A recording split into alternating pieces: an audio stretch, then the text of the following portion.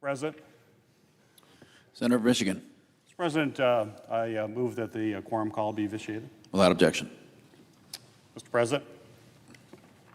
Mr. President, in just a few moments, Senator Murray is going to get up and offer an opportunity for us to open up key components of the Department of Homeland Security, components that need to be opened up, components that should not be held hostage by my Republican colleagues while they push back on our efforts to bring in just common sense guardrails when federal officers are operating on our streets.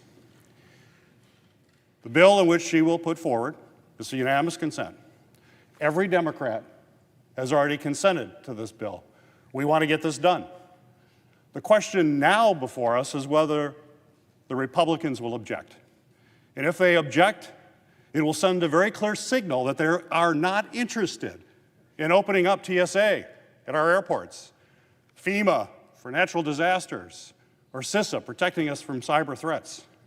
I would hope my Republicans will join us to open up government in these key components of Homeland Security. We're concerned about lines at our airports. We're concerned about our TSA agents able to pay their bills for their family. And if Republicans do not object to Senator Murray's bill, they will move forward. They will get paid. Those resources will be released. If Republicans don't, it's on them. It's on my Republican colleagues to keep TSA closed. Let's be very clear. This is very simple. FEMA, as we're moving into a time when natural disasters will be hitting us. We had a natural disaster in Michigan just this week with tornadoes. We need FEMA operating. We need FEMA employees being paid and able to do their job. Senator Murray is going to fix that unless we get Republicans that oppose it, and then Republicans will own that. We are also at war right now with Iran. Probably, and I'm speaking as a ranking member of Homeland Security, as probably one of the most significant threats to the homeland from Iran is cyber attacks. They're good at it. We know they are. We know we have to have persistent defenses against those cyber attacks against the homeland. But I'll just say, even prior to this debate about appropriations, let's also be clear. The Trump administration has basically fired 1/3 of all of our cyber experts who would be on the front line protecting the homeland from a cyber attack. They fired them, got rid of them. The agency doesn't have the tools necessary to protect the homeland at a time that we are at war. It's unacceptable. But now we got to make sure those folks that are remaining continue to get paid and have the resources to protect us. And that will happen unless Republicans object to the bill that Senator Murray is going to put forward. And I'll just say, if they object today, if my colleagues on the Republican side object, and we're hit with a cyber attack and aren't fully prepared, they own that, not Democrats. Democrats right now are saying, move this bill. We all agree that it has to be done. And now I know we might hear some arguments about CBP and ICE. We know that they're already funded. Let's be clear. The big bill that passed last year basically provides 5 times the amount of money that's actually in the appropriations bill that we are currently debating. So they're getting their resources. The only thing that's happening if Republicans object to this bill is that TSA is closed, isn't getting support, FEMA, CISA, all these key, and let's not forget the United States Coast Guard and all the amazing work that they do protecting us each and every day. We want to fund the Coast Guard, TSA, FEMA, CISA. That will happen today out of the Senate as long as my Republican colleagues do not object. But I want the American people to be clear. Don't listen to all the rhetoric from the other side. The Republicans will own this if they object. So I would encourage all my colleagues to let this move forward. And when Senator Murray puts forward this proposal, please do not object. Let's do this for the American people. Minority Leader. Mr. President, today Patty Murray, in a few moments, will ask UC to fund all of DHS except ICE and CBP. Today, We have a block of floor speakers to preview this UC request. This morning, the Senate resumed consideration of the housing amendment, and we've been working hard on the Road Act, but I don't know if we'll get consent. We have objections to speeding up the time for votes, so we might have votes when the times expire. But that's where we're at on the floor, just to let members know. Now, hold on one second. Okay. So the bottom line here is what Leader Murray is Ranking Member Murray is doing is very simple. If you want to fund TSA, if you want to fund all of the agencies in Homeland Security except ICE and CPB, this is the way to do it. Don't object, and it'll all happen. I don't want to hear any complaints from Republicans about TSA not being funded if they block this today. I don't want to hear any complaints from Republicans about Coast Guard not being funded if they block this today. I don't want to hear any complaints from Republicans about cybersecurity and CISA if they block this today. The bottom line is very simple. There's a simple way to get this all done. Of course, had the Republicans agreed to very simple things to do with ICE and with Border Patrol, things that every police department does, show identity, use warrants before you bust in on somebody's house, we could get this done and get everything funded. But the bottom line is they refused, probably because the right wing doesn't like it. So then, let's fund everything else but ICE and Border Patrol. The bottom line is simple. We should not hold other agencies hostage. The Republicans should not hold other agencies hostage, millions of Americans hostage, because of their extreme positions on ICE, because they're backing up the kind of brutality that we have seen. We don't need hostages. We don't need any of that. The bottom line is very simple. ICE won't change with the new DHS secretary. That's not going to be an excuse we can accept. You can't fix a rotting house with a fresh coat of paint. So we demand legislation. But until we get that legislation, we can fund everything else. Democrats are ready to pay TSA agents today. Democrats are ready to support the Coast Guard today. Democrats are ready to fund FEMA today. And only the Republicans blocking it stops it. And if they think the American people won't understand this, they're sadly mistaken. They know the administration's in charge of TSA, of Coast Guard, of FEMA. They know if there's no funding, it's because the administration isn't funding them. But we can overcome the administration with this legislation. And so, if Republicans claim they're worried about the Coast Guard, if they're worried, Republicans claim they're worried about TSA and FEMA, they can't be too worried because they're blocking it right now. I urge my colleagues on the Republican side, let this sensible, moderate, thoughtful legislation go through. Let's fund TSA, let's fund Coast Guard, let's fund FEMA, let's fund CISA, and not hold them hostage till an agreement on ICE and Border Patrol is reached. I yield the floor.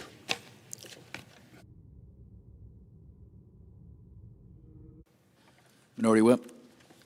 Mr. President, following the leader's remarks, I want to make an additional point. This is not the first time we have made this offer to the Republicans. On the floor of the United States Senate and the House, they keep notes of everything that is said. This young lady is a stenographer, and she keeps these notes together and creates a record literally known as the congressional record that is passed out every single day to members to read what happened the day before. I took a look at this congressional record for March 5th. That was last Thursday, on page S-870. And it contains a debate between Senator Patty Murray, the Democratic ranking member in the Appropriations Committee, and the junior senator, Republican senator from the state of Alabama. An offer was made on that page by Senator Murray to do exactly what the leader just said. This was last week. Last week, Senator Murray said, let's narrow this down to the items of debate and contention: the future of ICE and the future of the Border Patrol. But let's fund everything else in that agency. So there's no question that the men and women who work with TSA at the airports are going to be paid on time. The Coast Guard will be paid on time. And the other agencies that are other separate and apart will also be paid on time. She made this offer on page S-870, and there was an objection. Under the rules of the Senate, it just takes one senator to object.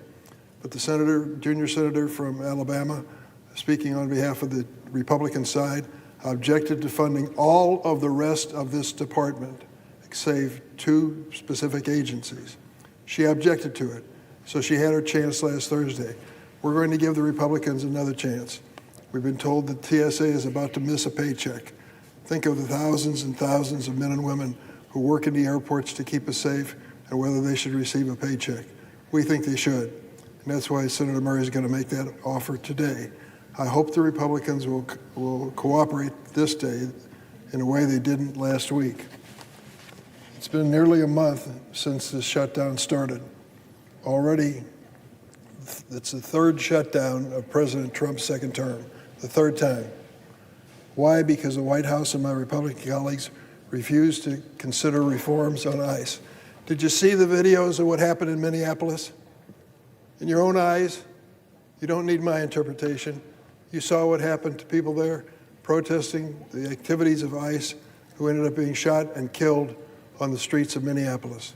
Is that something that we signed up for when we started this deportation effort? Remember what the president said over and over again? We're going after the worst of the worst. Terrorists, murderers, rapists, the criminally insane who snuck up across our border in the past several years. We're going to go and arrest them. Well, I'll tell you this, sign me up for that mission.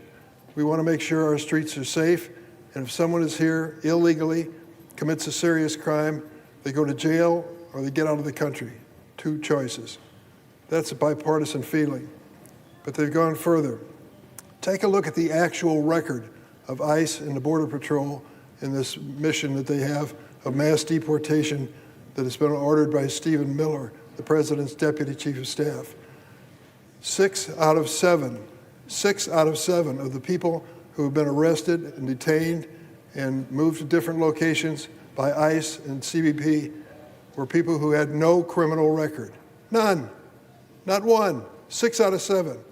What kind of law enforcement operation is that gets 6 innocent people for every person who's guilty? Something's wrong here. We've got to change it.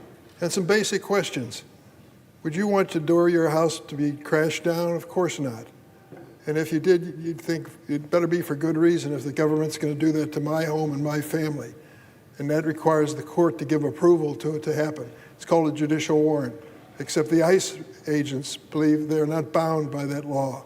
They can crash down a door if they wish, and they've done it over and over and over again. Do you think that's right? I don't. It's one of the issues we want to debate with them.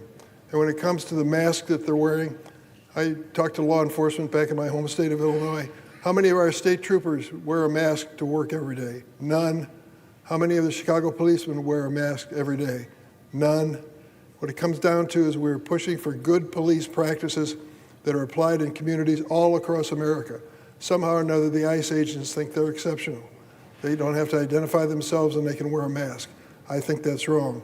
And when it comes to their jurisdiction, it's an esoteric legal question, but it's an important one. How far can the Border Patrol go beyond the border to enforce the law? They believe under this administration, they can go anywhere in the United States. Previous administrations believe that the statutes have restrained where they can go. These are fundamental questions that relate to the Constitution, to the Bill of Rights, and to the laws in this land. We want to make sure that they're followed, and that's why we're negotiating the future of ICE and Border Patrol. But today, Senator Murray is going to give notice again. We are prepared to fund every other aspect of the Department of Homeland Security. That is something that I think is fair and should go forward. The Republicans opposed it last week. I hope that they'll support us this week. The men and women at TSA should not be held hostage to our negotiation. Let's get serious about getting all the negotiation done, but in the meantime, let's fund the agencies that are critical in this department. Mr. President, I yield the floor.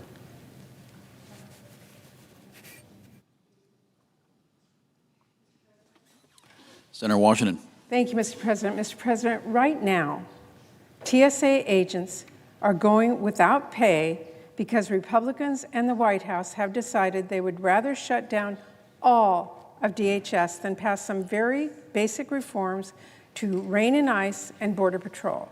For weeks on end, Democrats have been very crystal clear about what measures need to be put in place before a full DHS bill can pass.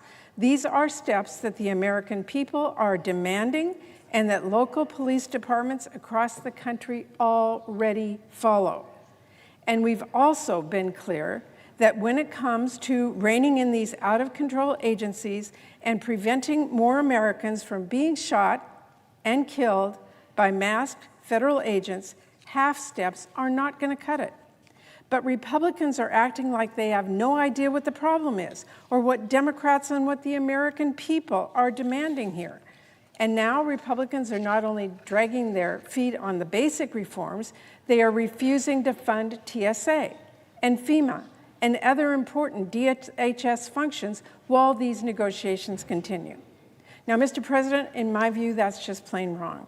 If Republicans are going to drag their feet on common sense reforms to protect their own constituents from having their door broken in by masked federal agents without so much as a warrant, then they should, at a minimum, work with us to make sure that TSA is funded. At minimum, we should make sure that disaster relief is not put at risk and that our cyber defense agency is fully operational. I offered a bill to get this done, to fund all of DHS except ICE, Border Patrol, and former Secretary Noem's office. But last week, after spending the entire week talking about how important these parts of DHS are, Senate Republicans blocked that bill. But I'm here today to give Republicans another opportunity to do the right thing and ask my Republican colleagues to put politics aside for a moment, work with us to get TSA and FEMA funded now, and press ahead to rein in ICE and Border Patrol. Mr. President, my colleagues know me. They know I will talk to anyone who is serious about getting results. But the problem right now, the reason we are here at an impasse is not because Democrats don't want a deal. That's ridiculous. It is not because we aren't willing to talk. I've been talking to my colleagues across the aisle all week.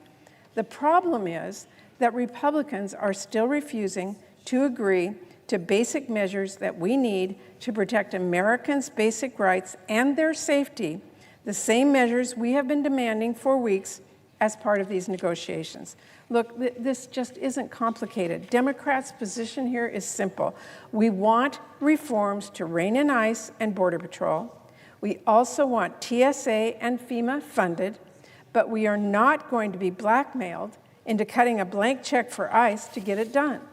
So I hope Republicans stop listening to Stephen Miller and start getting serious about reform, or at the very least stop blocking the funding for TSA and FEMA and Coast Guard and more while these negotiations on ICE and Border Patrol continue. So, Mr. President, notwithstanding Rule 22, I ask unanimous consent the Senate proceed to the immediate consideration of my bill, which is at the desk, that the bill be considered read 3 times and passed, and the motion to reconsider be considered made and laid upon the table. Majority Leader. Mr. President, reserving the right to object, I just heard the senator from Washington suggest that they're willing to sit down and talk with anybody at any time. But my understanding is there have been repeated overtures to the senator from Washington and other Senate Democrats from Republicans and the White House that have been rebuffed. Would the senator like to clarify her position on that? Because that's my understanding, and I think that that offer has been made repeatedly. To the Majority Leader, thank you for asking that question, because I think it is really clear what's happened here. As the senator knows, during negotiations over the Christmas break, when everybody else was out doing what they do, we did negotiate the Senate DHS bill with our House counterparts, repeatedly asked for some things, and were rebuffed every single time, overridden by the White House. So I am here today to remind everybody that you, Mr. Leader, that the leader spoke to all of us when we came to a disagreement on DHS and ICE funding, that the leader himself said that this negotiation was between the Democratic leaders, that would be Senator Schumer and Senator Jeffries, and the White House.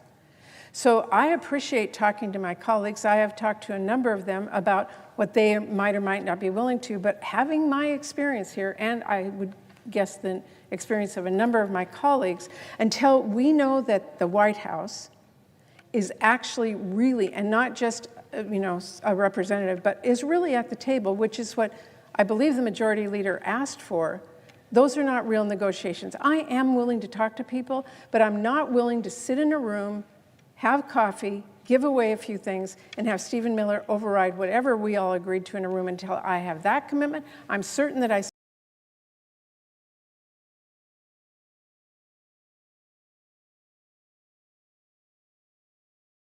speak for our Majority Leader as well, and for for Leader Jeffries, that we need to know the White House is serious. It is what I've told my Republican colleagues every step of the way. When we have that, and we have the White House who seriously says to us, we believe there is a problem, we understand that, we do want to sit down at the highest levels, we'll all be there for that.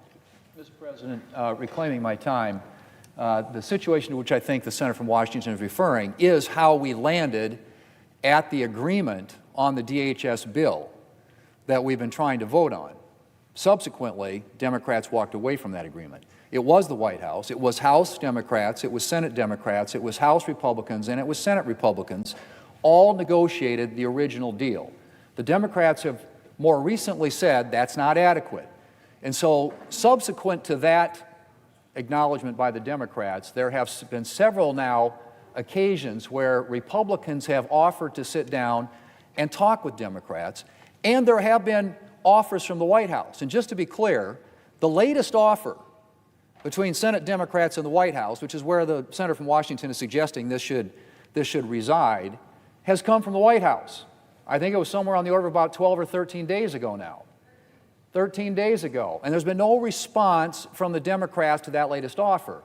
And subsequent to that, my colleague, senator from Alabama, and others have tried, by approaching the senator from Washington and other members of the Democrat caucus and leadership, to actually sit down and have a conversation about a path forward. And usually around here, in order to get a deal, there has to be a negotiation where the two sides sit down together. And my understanding is that has been completely rebuffed by the senator from Washington. And so we are here today, and we are trying to close a deal that would enable us to fund all the agencies that the Democrats say they want funded, with reforms to ICE. And I've seen the offer sheet from the White House. So have I. And they have gone a lot farther than any Democrat I think was even possible. And so we have a situation here, Mr. President, where one side is trying to get a deal to open up the government, to get people back to work, to fund the programs and functions that are important to the national security of our country. And we have one side that's saying, we're not going to sit down and talk. Wrong. I don't know how you defend that, honestly. Wrong. I mean, this is a one-sided negotiation in which the White House has put forward a proposal. Senate Republicans have said repeatedly, we are prepared to sit down and talk with Senate Democrats, and Senate Democrats, and my understanding is the senator from Washington has said, sorry, we're not ready to talk. We have a lot of people who are unemployed, a lot of programs that aren't being funded, a lot of functions that aren't being performed. And, Mr. President, they're important to our country's national security. Mr. President. Now, one other thing, Mr. President, I'm reclaiming my time. Mr. President, this was actually my time. Reclaiming my time. No, it's reserving the right to object. The other thing that has been offered repeatedly is a continuing resolution Mr. that President, would I ask allow for a a regular sufficient order. amount of time Mr. President, I to ask for a debate regular this until we order. actually get The it. regular order is unanimous request. Is there objection? Reserving the right to object. Senator of Alabama. Mr. President, I think you've seen the leader lay out exactly what's happening here. We have political games being played by our Democratic colleagues instead of putting the people of this nation first. Mr. President, what we've just seen put forth by the senator from Washington would effectively defund our law enforcement officers that are charged with keeping Americans safe. Look, we're not going back to the era of defund police. We're not doing it. It would also defund our border patrol, our customs protection. Look, catching and interdicting fentanyl has to be a top priority. Under the Biden administration, that was the leading cause of death between people ages 18 to 44. Under President Trump's leadership, fentanyl and overdose deaths are down over 24%. We're not going to go backwards. We're going to secure our border, we're going to enforce our laws, and we are going to stand with the people of this country. Mr. President, interestingly, what the senator from Washington has put forth actually undermines the people of her very state. Back in 2023, when the DHS bill passed out of committee, she had this to say: Washington's state economy depends on our ability to ensure goods and people can move through our ports and borders in an orderly and timely way. Our national security depends on the ability to do this while stopping threats like drug trafficking and fentanyl.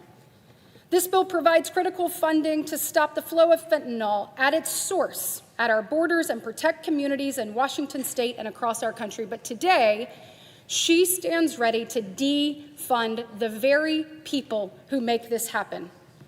And take a look at what that would do, even in her home state.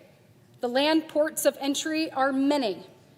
This is defunding the mission of the paycheck of the agriculture specialists at the Danville Port of Entry, working to stop the spread of disease and pests that are impacting our food supply.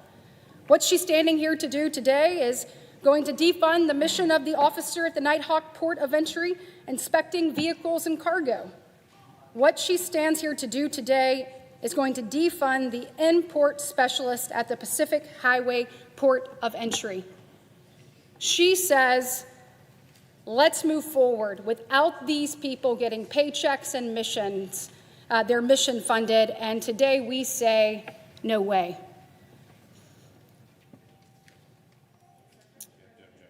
Washington, Senator Washington is Mr. President, recognized. regular order. Go ahead. Regular order is unanimous And consent with request. that, I object. Mr. President. Objection is heard. Mr. Senator President, Washington. Sorry, I was going to. Mr. President.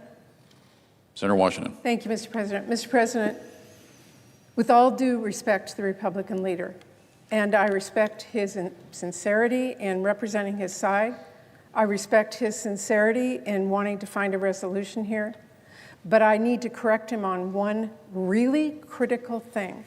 He talked about an agreement that was there and then went away. You know what happened, Mr. Leader? 2 murders.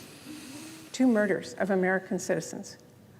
My side was not going to stand down and say, oh, well, nothing happened. We were going to say something happened. And what we see is an out-of-control ICE and agency, and we are coming now at this critical time, because this critical moment happened, to ask for some reforms and accountability. That is exactly what happened. And Mr. President, we are here today to say we are willing to work on that section of Department of Homeland Security, which we obviously have a disagreement, and by the way, which I know none of my Republican colleagues have ever come out here and acknowledged what has happened to American citizens, and I can sit out here for 45 minutes and outline them. None of them has acknowledged that. So you can see our frustration in saying, let's fund the rest of Homeland. Our caucus is united on that. TSA, FEMA, CISA, and so much more. But we obviously have a disagreement and clearly an acknowledgement from the White House and the Republicans that reforms and accountability have to be part of funding for ICE. We'd remind everyone, as Senator Peters said a few moments ago, there is considerable funds in the big, beautiful bill to continue to take care of what ICE is. I think it's so incredibly important, Mr. President, that the Republican leader, who I respect, and I understand he represents his side, but I would respectfully telling him that having a few members talk is not going to resolve a situation where we need an understanding and a clear understanding from the White House. He mentioned the offers that have been gone back and forth. There are continual conversations at that level. And I respect that, and I hope that our leaders continue to do that. That's critical. But we have to have that understanding. And that is where we are. This lies with the White House to make it very clear that someone is willing to negotiate with this, that understands what has happened in cities across our country, and in particular in Minneapolis, where 2 people were murdered. If we can hear those words, then I think we're on the way to coming to an understanding. But in the meantime, let's fund these agencies. That is what we are asking the Republicans to do with us today. And it is disconcerting to me that they continue to not hear what we are asking for. With that, Mr. President, I yield the floor. Mr. President, Majority Leader. so what I just heard was that they're willing to sit down, and yet we have tried repeatedly to sit down with the senator from Washington and other Democrat leaders to negotiate a solution here. And we've even gone so far as to say that until we get that sort of a negotiation and hopefully a solution, that we would fund the government under a continuing resolution, which is done fairly routinely around here, to make sure that these important agencies get funded, these employees get paid, these functions of our government that deal with national security and homeland security actually get performed. And so I guess I'm at a loss as to why we continue to have a one-sided attempt it is, to actually sit down and solve this deal, and why we can't then at least fund these agencies with a continuing resolution until such time as we can. Now, again, I would point out that the latest offer on the table is from the White House. It is 13 days old. The Democrats have not responded to that, nor have they indicated any willingness whatsoever to sit down with our side and actually talk about how to resolve this.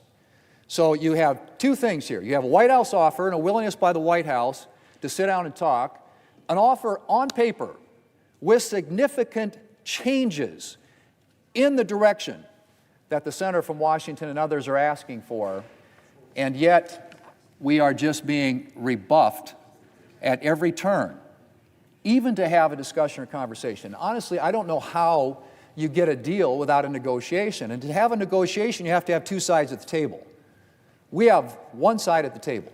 Republicans are at the table, willing, ready, able to make a deal with the White House, I might add. Senator from Washington talked about having the White House there, and obviously that's an important component of this because we have to get a bill signed into law.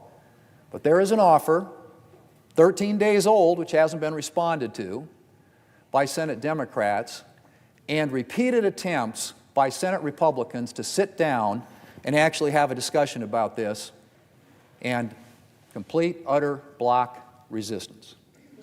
That's where this deal is. Mr. President, Mr. President. Majority Leader has the floor. And Mr. President, I would yield to a question for the senator from Missouri. May I inquire the Majority Leader? Senator from Missouri. Thank you, Mr. President. I just want to point out, we heard from the Appropriations Chairman that nobody's come out here and acknowledged anything that happened. Let me point out something that the Democrats have failed to acknowledge in all this. This toxic empathy that they have, that really what it means is they don't want our immigration laws enforced. And let me be clear, we are going to do nothing that kneecaps ICE's ability to enforce our immigration laws. Because there were no Democrats out here that wept or pointed out that Jocelyn Nungary, the 12-year-old girl who was kidnapped, raped, and murdered by 2 illegal aliens in 2024. There were no Democrats that expressed any compassion out here on the floor about Rachel Morin, an American mother who was ambushed, raped, and murdered by an illegal alien while she was on a hiking trail in Maryland. There was nobody out here talking about Laken Riley.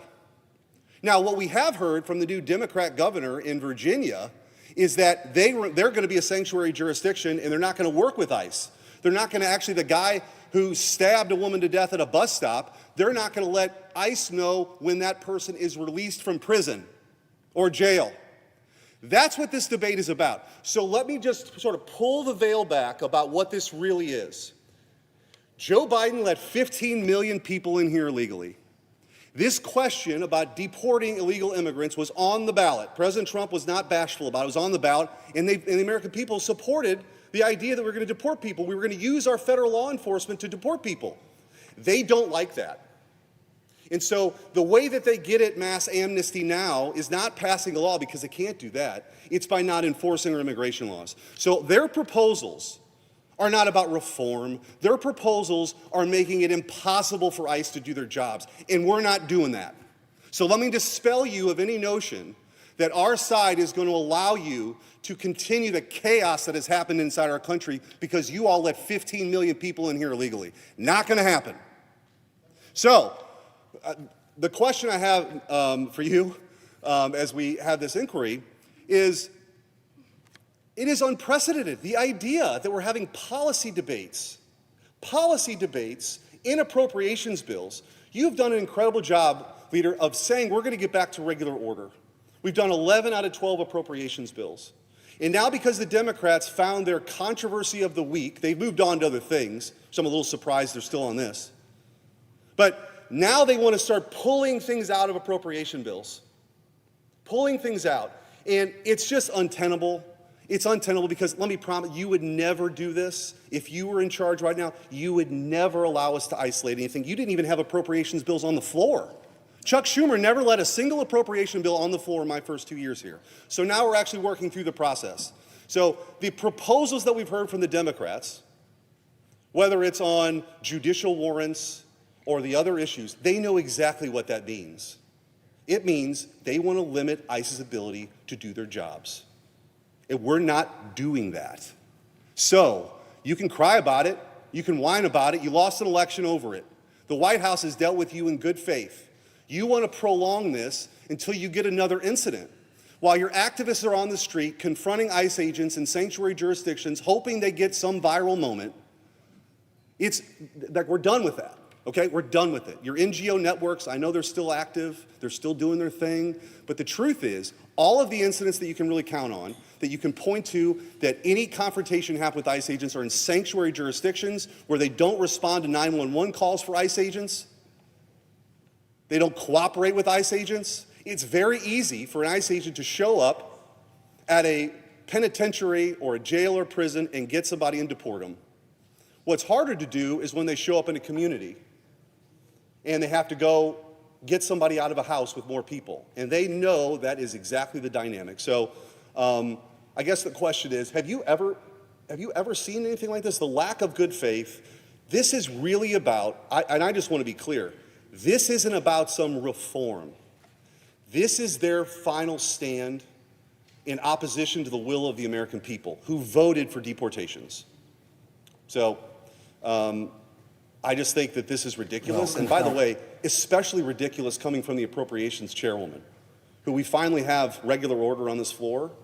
We finally are doing actual appropriations bills, and they want to hold it up. So just beware that when the shoe's on the other foot, we know the tactics. We know the tactics. I appreciate the senator from Missouri making that point, and the response to his question is, I do believe that we have people who are tasked with an important job, and defunding them is not an option. And I think we all agree with that over here, and I would hope that some of our colleagues on the Democrat side would agree with that as well. Are there reforms that can be made? Yes. Some were included in the base bill, which this side agreed to and then walked away from, and I understand why. Don't get me wrong. But we're trying to sit down now, and the White House, I think, in good faith, has put forward what to me are fairly significant reforms. But we don't have, I said, a willing partner. And we obviously are not going to defund law enforcement in this country. That's not something we're going to do, which is why it's important that in the context of this conversation here, as we fund these other agencies under the Department of Homeland Security, that we also come to an agreement about how to fund Border Patrol, which does secure our southern border, and ICE, which enforces the law in this country.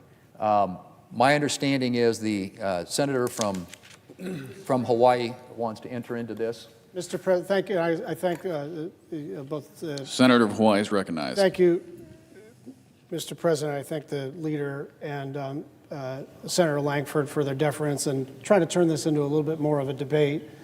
I want to ask the leader if he'll yield to a question. Certainly. Oh, I'm sorry. Well, can I ask unanimous consent that we turn this into a colloquy? Between myself and the leader for 5 to 8 minutes? Without objection. Thank you. I think Senator Schmidt said it perfectly. We are actually not very close as it relates to the question of ICE funding. And he made that crystal clear. I won't repeat his words. They were forceful. They were not conciliatory, and he said essentially, we'll be damned if we adopt those Democrats' demands. And so what's been happening is the White House and Democrats in Congress have been trading paper, submitting offers back and forth, and it was relatively professional. But on substance, we are actually as far apart as Senator Schmidt is describing. We are not that close. And so if everybody agrees on that we're not that close, that it's not like negotiations have shut down, but they're a little stalled. These things sometimes stall. And sometimes they pick up again, and sometimes they stall. And sometimes you're trading offers every 6 to 12 hours, and sometimes you're trading offers every 6 to 12 days. It doesn't mean a negotiation is not happening. It means it's happening as we transmit legislative text from one party to the other.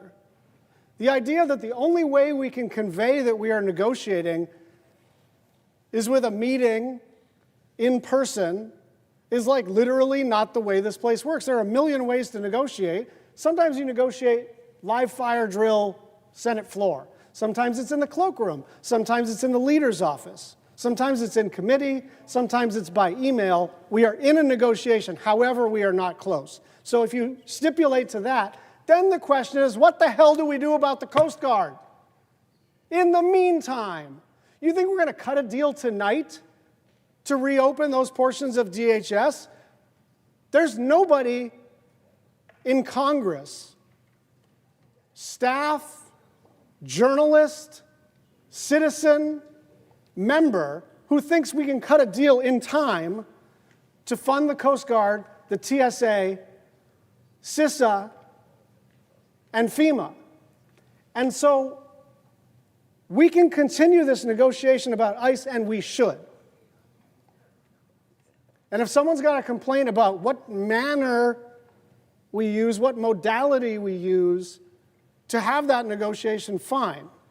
But that's actually a separate question from, in the meantime, TSA is going to miss paychecks. In the meantime, our cybersecurity function at the Department of Homeland Security has a lapse in appropriations. In the meantime, the Coast Guard has a lapse in appropriations. In the meantime, FEMA has a lapse in appropriations. So all we are asking is to say, we continue to disagree about this one relatively narrow thing. We've already funded 96% of the government. Let's fund another increment of the government to keep everybody safe. Let's just do that while we continue these negotiations. And the real answer on the Republican side to why they don't want to do that is they think that once we fund those other agencies, that the Democrats will walk away from this negotiation about ICE. And my view is we really shouldn't keep the Coast Guard or TSA or FEMA or cybersecurity hostage while we continue to disagree about this.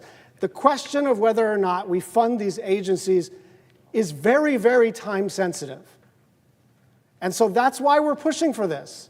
This is not an unreasonable, and one of the things that's weird to me is in another world, in this same context, you could actually see a bunch of Republicans coming to the floor and say, why don't we fund this? Why don't we fund that? These UCs to fund different portions of the government are a tool that both parties have used. But we're in a very unique situation where there's some danger. And so I would just like to understand the leader's thought process, and the senator from Alabama and the chairman of the Ethics Committee. Why in the world wouldn't we just fund the stuff that we all want to get funded and then keep arguing about the thing that we're arguing about? Which is precisely what the senator from Alabama is going to attempt to do momentarily. And what she's going to suggest is that we fund the government under a continuing resolution to allow additional time to negotiate. And that has now been objected to on multiple occasions by our friends on the other side of the aisle. But that, to me, is something that we have done routinely around here, repeatedly around here, to allow additional time to negotiate until we can finally land what I hope would be a deal that could fund all of DHS and not individual components or pieces of it. And so I don't know why anybody would object to that. If you are sincere in trying to get a deal, why you would object to funding the government for some foreseeable time into the future. We did do it for 2 weeks, which you guys all knew wouldn't be enough time. But if we funded it for whatever that is, 4 weeks, 6 weeks, to allow this negotiation to continue, at least these agencies are functioning. We have tried repeatedly to do that. And you have consistently, the Democrats, I should say, have consistently objected to that. So I think what you're asking, I'd say to the senator from Hawaii, is precisely what the senator from Alabama is going to propound in the form of a unanimous consent request, and that is to fund those agencies to allow this negotiation to continue.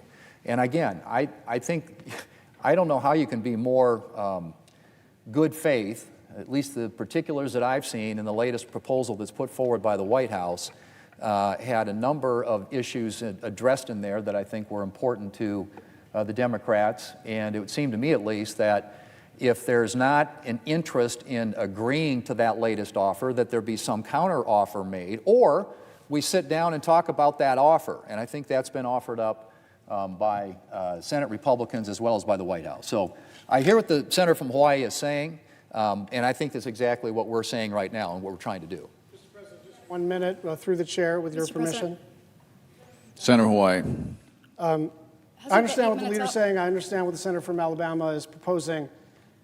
But I think what the vice chair of appropriations said should not be glossed over as some sort of talking point. If you're trying to understand why in this particular situation we don't have the votes to provide for a 1-week CR, for a 3-week CR, for any funding for ICE, it actually is that Americans have been killed by an agency that now has more funding than most militaries around the world, more funding than the United States Marine Corps. And you may think this is some issue that we think we're going to turn to our political advantage, but I promise you, when we saw Renee Good and Alex Preddy killed, this became an issue that was beyond politics. And there are a lot of us who are not going to provide resources to this agency that is acting in such a way that makes citizens of the United States so unsafe. I yield the floor. Senator of Oklahoma. President, thank you. I appreciate the colloquy and the dialogue here on this issue because this is an important issue. We got to break through this logjam. We have people across the country that are TSA, that are Coast Guard, that are cybersecurity professionals, that are FEMA professionals, that are, yes, ICE professionals, that are Homeland Security, customs professionals, that are doing a job they need to get paid for. And right now they're not getting paid because my Democratic colleagues are blocking their pay. And they've been very clear on this. And if I can reiterate what my colleague just said my Democratic colleagues do not want to fund ICE. The concern from so many Republicans are they want to be able to pass, Democrats want to be able to pass a bill right now that funds Homeland Security except for ICE, except for CBP. That means they want to cut off funding and basically drain it out and have folks go to their workplace every day but not get paid week after week, so eventually they quit. And no longer can ICE function, and no longer can Border Patrol function. That's the concern here, is that you're right, as has been stated on this floor just 2 minutes ago, they don't want to fund those entities at all. So what it seems like my Democratic colleagues are pursuing is a way to be able to fund everything else and to be able to starve out what they don't want. They don't want border protection. They don't want ICE removal. But can I remind my colleagues and anyone else who wants to hear it, what they're blocking funding for currently right now is more than just deportations. Even what they're proposing right now to say we'll fund everything else but ICE, but CBP. They're blocking out Homeland Security investigators. That is federal law enforcement that goes after drug cartels, weapons smuggling, money laundering, soliciting. That is the HSI are the folks that are actually going after child exploitation. These are the federal agents that go after human trafficking networks. These are the individuals that actually enforce the counterproliferation and sanctions enforcement. These are the folks that investigate the cyber crimes. So they're saying we're defunding ICE. They're also defunding the investigations for human trafficking, for drug smuggling, for cyber crimes, workforce investigations. They're also blocking out the customs professionals that are actually at our ports of entry, handling our produce, keeping different diseases from coming into our country based on soil samples and agricultural pieces that are coming in. That's what they're also defunding. And they're saying to Republicans, just give up. Just don't fund our customs professionals. Just don't fund the ICE professionals. Just don't fund them. We don't plan on ever paying them, so they'll quit. I think that's a terrible idea. Because help me understand the moment when we get back together and then my Democratic colleagues suddenly say, we've changed our mind, now we want to fund ICE. It's not going to happen. I saw during the Biden administration, up close and personal, they do not want to fund border protection. I saw it. The American people do want to have sane border policy. We do want to have sane enforcement. Now, just to do a little history in here, 13 days ago, the White House sent over a proposal, and it wasn't just a secret. The President of the United States posted on social media and made it very clear. These are the things that he is willing to be able to make the change on that Democrats have asked for, and now 2 weeks later, they're still saying, we're thinking about it. Why? Because it's good politics to say, we're still thinking about it. What are the things that they actually asked for, that the president came out and made a public social media post saying these are the things that we will do? He came out immediately and said, we will do a full investigation of the 2 American citizens that died. Full public investigation of that. Made that very clear. Pulled out of a surge that had happened in Minnesota. The president said, under good faith, we're going to pull out entirely from that. The president then said, we're going to do body-worn cameras, make sure that they're all required. That's what Democrats were asking for. The president's already agreed to on that. Has already sent a dollar amount over with the requirement on that. The president already came out and publicly made a statement where Democrats said, we want identification on every federal agent. The president came out and said, I will agree to putting identification on every single agent. That's all been agreed to. There was also a statement made by Democrats that they would not, ICE agents would not go into what they call, quote unquote, sensitive sites to do arrest. The president already came out and said, we're not going to go into sensitive sites except for one. One of the demands that was made was ICE could not go into a polling place. Of all things, help me understand why someone illegally present should be in a polling place. But Democrats demanded that ICE agents not go into polling places, which, by the way, is why we want to bring the Save America Act up next week. The president said, no, I won't agree on a polling place because someone not legally present shouldn't be there in the first place. The president came out and said, I will agree to de-escalation training. All those things have already been agreed to 13 days ago.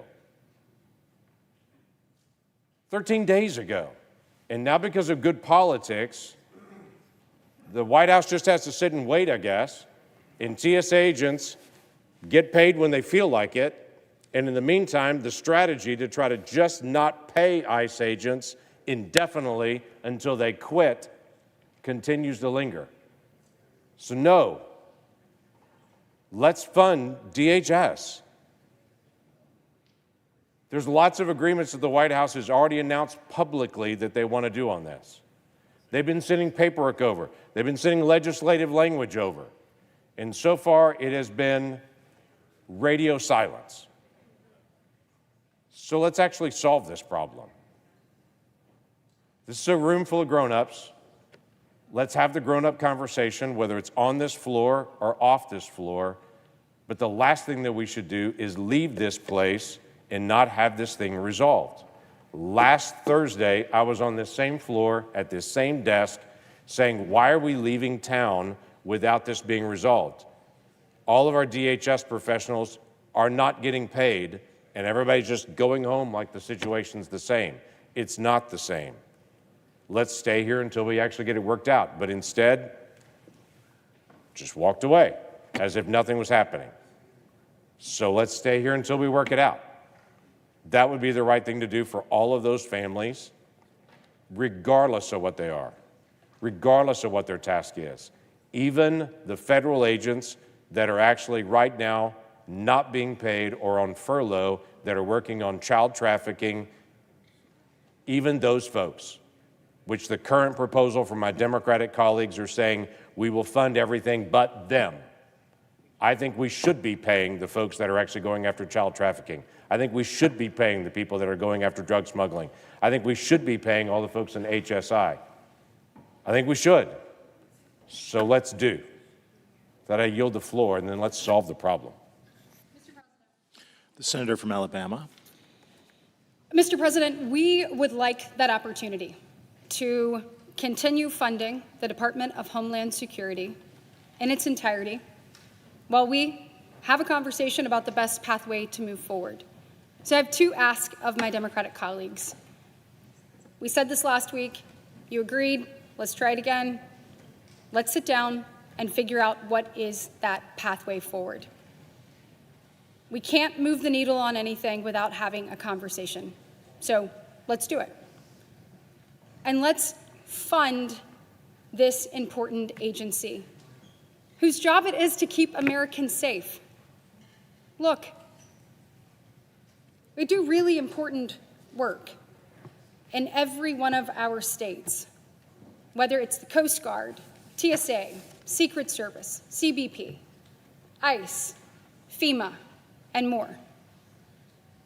It's incumbent upon each and every one of us to figure out a pathway forward. We've heard more from our Democratic colleagues today on the floor than we have heard in the last 48 days. The last offer went back over to Democrats 13 days ago. 13 days ago. In that interim time period, we have asked to get together with Democrats, Republicans, and the White House to talk about what is a pathway forward. Not only have we not received anything back, we also have not had that opportunity.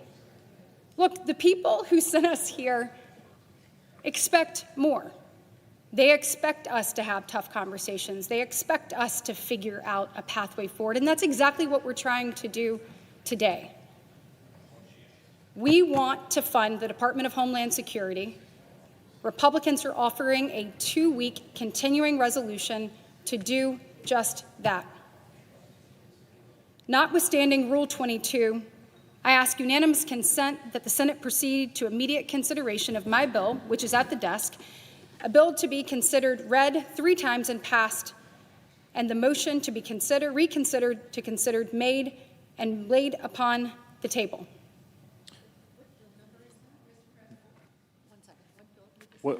Can the senator state the bill number? Yes. let's see.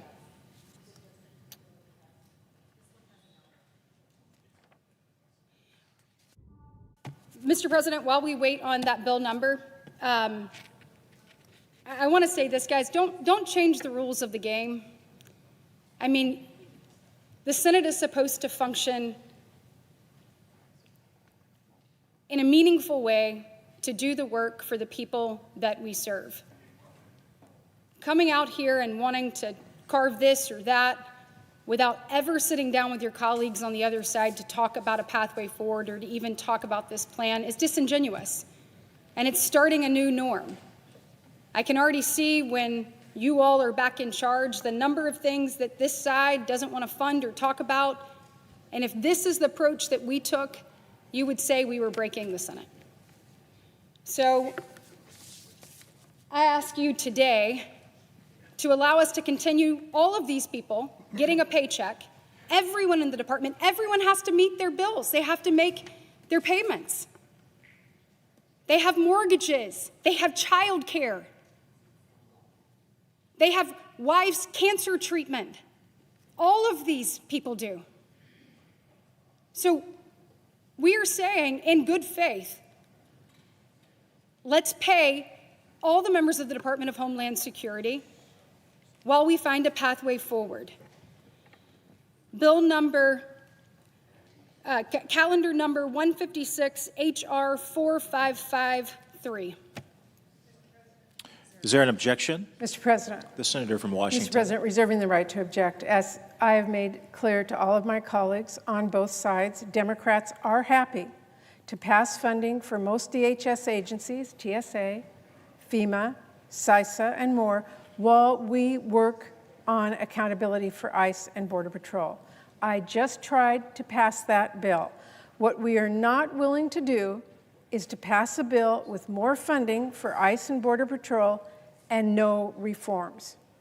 To pass a bill for ICE and Border Patrol with zero new reforms. This is pretty simple. We cannot have masked thugs kidnapping American citizens, no badge or identification, no warrant, nothing. We cannot have peaceful protesters and legal observers getting tackled and tear gassed and even shot and killed by federal agents. We cannot just ignore the Trump administration slandering American citizens as terrorists and lying shamelessly to cover up its own abuses. We have got to have accountability. We've got to. Americans' rights are at stake, and as we have seen, their lives are at stake. This bill from Republicans, which is essentially unchanged from the last time rejected it, doesn't do enough to meet this moment, not by a long shot.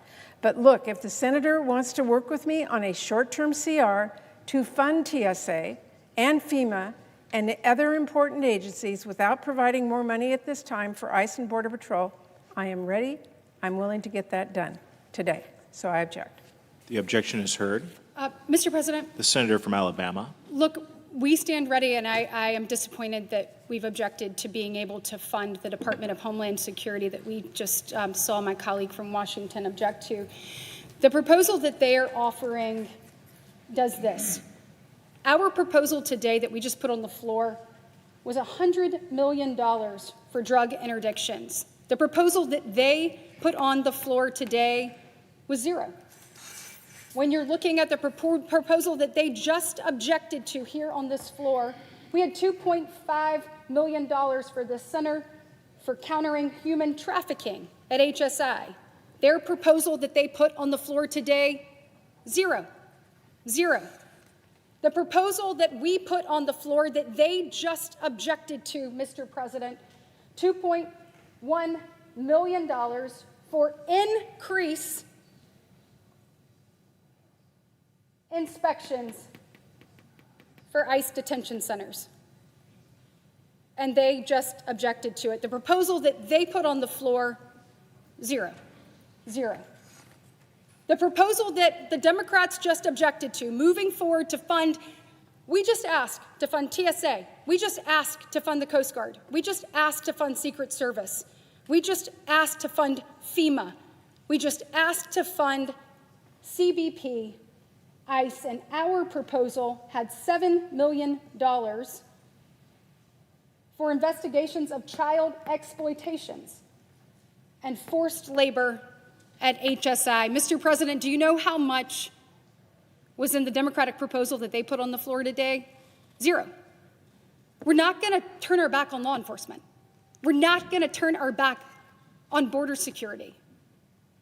We will not go backwards back to defund the police. We will not go backwards to the failed border policies of the Biden administration. We're not doing it. Fentanyl and drug overdoses are down over 24% year over year. We will not back away from that. What we will do, and we hope happens, is that you will sit down with us to have a conversation on a pathway forward. But in that interim, you cannot hold these people hostage. There are good people who are working hard at ports of entry and at HSI and all throughout the Department of Homeland Security that deserve a paycheck. Why are you playing politics with people's lives? Let's talk about a pathway forward. Let's talk about what we do. But grandstanding and political posturing is not the answer, Mr. President. And I am disappointed that my Democratic colleagues just blocked funding for TSA. They just blocked funding for FEMA. Why? I do not know.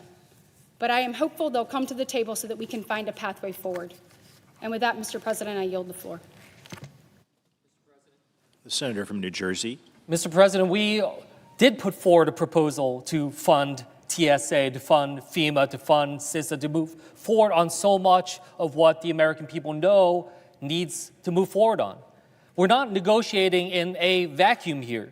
We are in a different world than we were when these negotiations began a few weeks ago, as we are now finding our country in a war with Iran.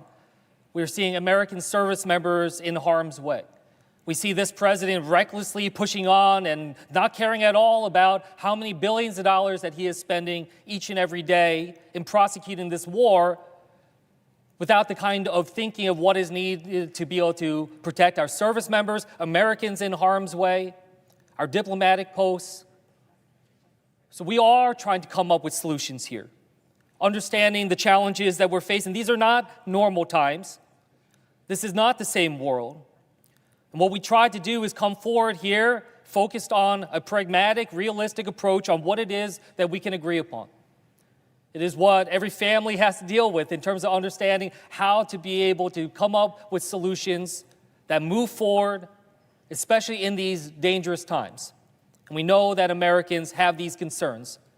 When I think about CISA, when I think about the cybersecurity work, I used to work in national security, in Afghanistan, on Iraq, and so many other challenges in counterterrorism. We need that now more than ever. And I'll be honest with you, the fact that this president moved forward with this war without us being able to have a fully functioning CISA, not just because of the budget, but because they cut so much of the staff over this last year. These are reckless actions. And that is why we need to be able to have this type of debate, but we are doing this in a context of war. So we move forward, try to have the funding be able to move forward in that way on what we can agree on while we are still continuing on. Because as there has been recognition on both sides today, we are still far off when it comes to ICE, when it comes to the lawlessness that we see, and we seek the accountability on behalf of the American people. I hear this each and every day. Just yesterday, I was in a meeting with ICE officials, because they are trying to impose upon a town of Roxbury this warehouse detention facility. This, by the way, is a town that voted for Trump, is Republican leadership, but they stand unified with me and many others, saying that ICE never even talked to them, never even consulted them, whether or not this was even logistically possible, let alone something that the community wants. When I asked the ICE officials yesterday, are they aware that there are residential buildings right around this, that maybe people don't want their backyard to be a huge, massive detention site? ICE didn't care. They didn't even bother to ask what the local community. That's what we're seeing, not just in Roxbury, but all over this country. The lack of accountability. They just could not care less what the people in Roxbury believed.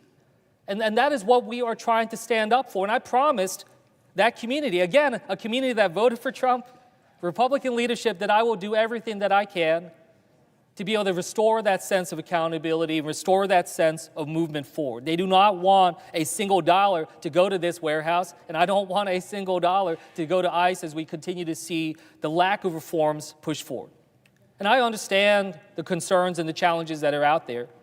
I worked as a career public servant, an officer at the State Department, worked under multiple shutdowns, worked under multiple presidents of both parties. I don't want to see this go on one day longer than it needs to. But I also know that our servicemen and women, they are dedicated public servants, and we need to show them that we are being pragmatic and realistic, that we are moving the needle forward, trying to address it. And that's what the proposal put forward by Senator Murray today was about, an effort to be able to move forward, try to focus in on where we have disagreement while not holding back on where we have agreement to be able to protect the American people. And with that, I yield back. Senator from Maryland. Mr. President, I just want to pick up where my colleague from New Jersey left off, which is the proposal that was put forward by the senator from Washington, Senator Murray, which is to have a vote today to make sure that we fully fund TSA, that we fully fund FEMA, and that we fully fund the Coast Guard. I've heard a couple times just on this floor from our Republican colleagues that Democrats are blocking funding for TSA and FEMA and the Coast Guard. That simply isn't true. In fact, I'm looking at a post. I heard a couple mentions of politics as part of this conversation. Just a few days ago, the Senate Republican post said, Democrats are forcing 100,000 plus federal employees to work without pay. Well, this wasn't true then, because just last week, Senator Murray also proposed that we fully fund TSA and FEMA and the Coast Guard. It wasn't true when they posted it, and it's not true today. In fact, what we're doing today is giving our Republican colleagues another chance to actually pay these federal employees.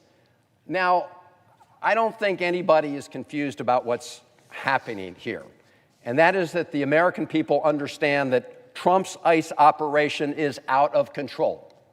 It is violating the constitutional due process of people throughout the country. It is violating the First Amendment rights of people throughout the country, including the right to peacefully protest.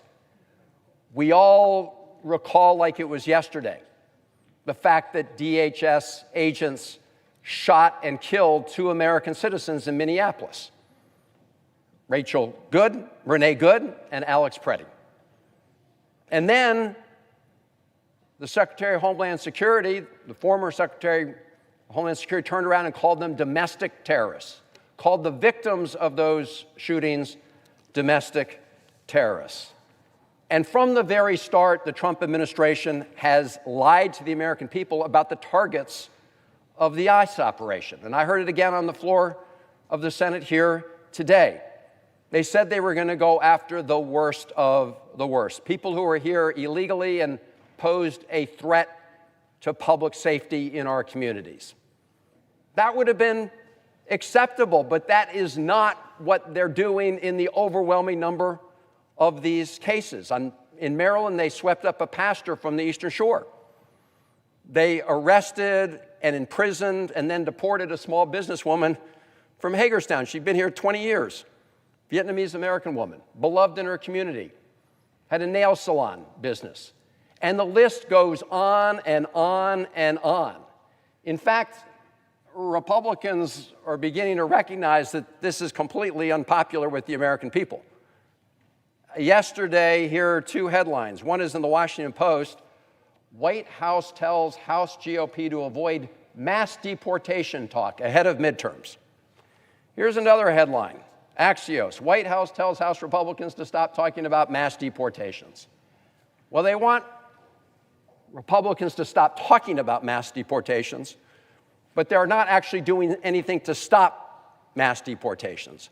And what Democrats have said is we want meaningful changes at ICE before we provide any additional funding. I've been clear, I won't support one more penny for Trump's lawless ICE operation. And yet, we're not getting any meaningful response from the White House with respect to the necessary reforms. And so that's why we have said, let's not hold hostage TSA. Let's not hold hostage FEMA. Let's not hold hostage the Coast Guard. Let's make sure they can continue to operate. Let's make sure that those federal employees can get paid for the work that they're doing. I mean, I'm looking again at this post, the social media post that Republican senators put out, Senate Republicans. It's got all these headlines from around the country. Partial government shutdown, spring break travel leads to hours-long TSA lines at Hobby Airport. And they go on and on. We're saying we can end this. We could end it today. But Republicans are blocking. I just want to close with this point, and it's been made by Senator from Washington, Senator Murray, and others. When Republicans passed what they call their big, beautiful bill, which was beautiful if you're a billionaire because you got big tax cuts. They cut Medicaid, they cut other health programs, cut food programs. But as part of that bill, they increased the ICE budget by over 7 times its annual amount. And they increased the Customs and Border Patrol budget by about double its annual amount. So that's why, as we speak, ICE agents are being paid. As we speak, Customs and Border Patrol agents are being paid out of those accounts. You know who's not being paid? TSA. You know who's not being paid? FEMA. You know who's not being paid? Coast Guard. Do you know what the Democratic proposal would do that's offered by Senator Murray? Pay all those people so they can do the work that they need to do on behalf of the American people and get paid for the good work that they do. That's what our proposal does. It does what Senate Republicans claim on their social media posts that they want to do, that they want to pay these 100,000 federal employees. But today, through their votes and their actions, they're actually saying the opposite. They're saying they want to continue to deny funding for those particular agencies because we won't give ICE and its lawless operations a blank check. And we're not going to give ICE a blank check. The American people don't want us to give a blank check to ICE. But for goodness sakes, let's not penalize folks at TSA and FEMA and the Coast Guard, and let's not penalize the American people by hampering those agencies and preventing them from fully doing their good work on behalf of the country. I yield the floor. Connecticut. Thank you, Mr. President. These times are not normal. In normal times, in the history of the United States of America, government agents bashing down doors, trashing living rooms, terrorizing children, detaining and arresting people without a judicial warrant would be condemned by the administration, and they would say, we need reforms. In normal times, masked agents in unmarked cars without identification on their bodies would be forbidden by the government of the United States of America. In normal times, mass sweeps in the streets or shootings of United States citizens for no reason, citizens without any criminal record, and killing 2 of them, would prompt sweeping reforms by that administration. And in normal times, the government of the United States would say, when we are responsible for harms that violate people's rights and injure them, they should have recourse. They should have redress. In normal times, that's what would happen. These times are not normal because this administration has no respect for the law. It is not only condoning, it's encouraging an out-of-control, lawless, and reckless agency, ICE, and also the Customs and Border Patrol, which is operating unlawfully as a matter of clear statute outside where it should be just geographically. And in normal times, we would value public servants at TSA, in the Coast Guard, in FEMA, rather than having a Department of Governmental Efficiency, DOGE, causing cuts, massive firings, cancellations of contracts that devalue and demean and degrade those public servants.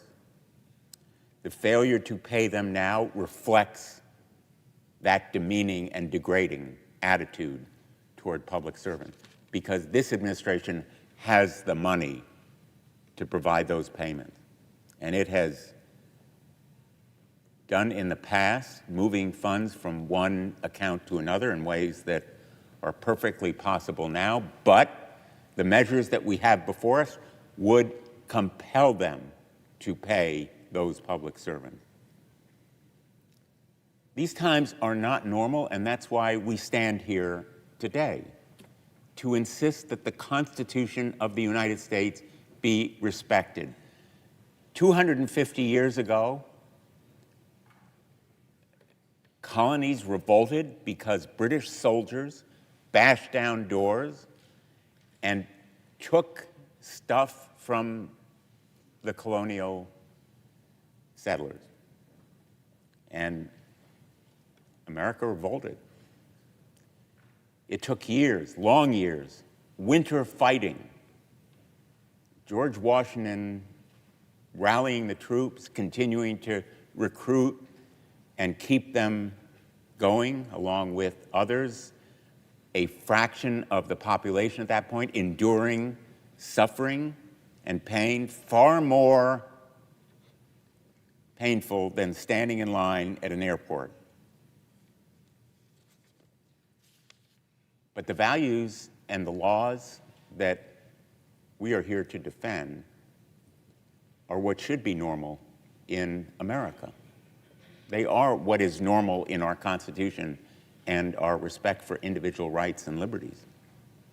And we are in the minority in this body as well as in the other house. We're in the minority in the Congress. We have no one in the White House. The Supreme Court is controlled by the majority party. The power of the purse is one of the levers that we do have.